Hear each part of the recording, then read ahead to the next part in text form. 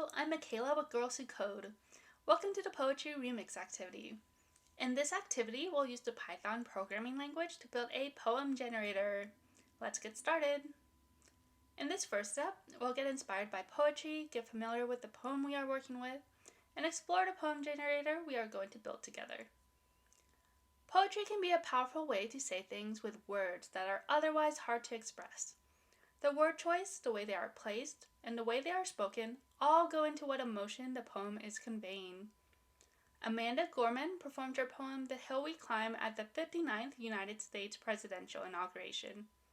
Through poetry, she expressed her call to action and the world she wishes to see.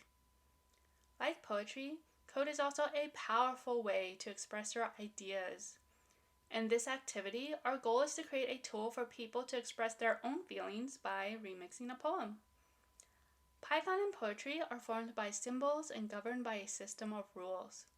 The different words, punctuation, and placement of text determine how we interpret them. In both language and programming, we call these rules syntax. We'll learn more about syntax in Python as we build our poem generator. For this activity, we'll be using the poem, A Poem of Friendship by the brilliant poet Nikki Giovanni. As we are doing this activity together, we'll use the same poem so we can make sure we're on the same page. You'll have a chance to work with a poem of your choice in the extensions. The full poem will be displayed in the documentation section for you to read, but we'll be working with a small section of it.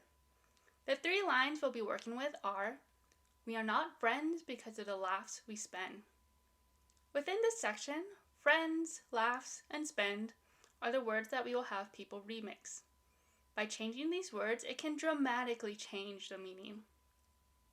Let's check out the sample project to see how it works. When I run the code, it reads, "Please type in the type of relationship and press enter." Let's put in family and press enter.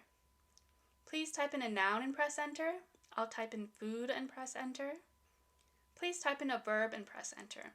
I'll type in cook and press enter. Please type in a number and press enter. I'll type in 3. Notice how the program is asking for me, the user, to give information. Let's press enter and see what happens.